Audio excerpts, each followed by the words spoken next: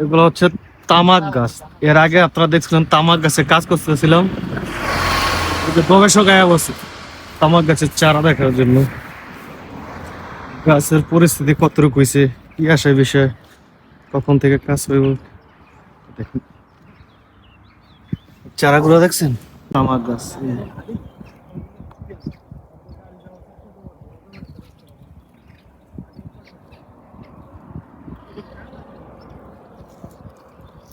গাছগুলো এখন তো ছোট,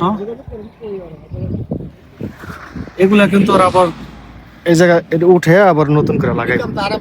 পুনে রেডি হয়েছে তামাক গাছ চাষ হয়, তামাক পাতা চাষ হয়।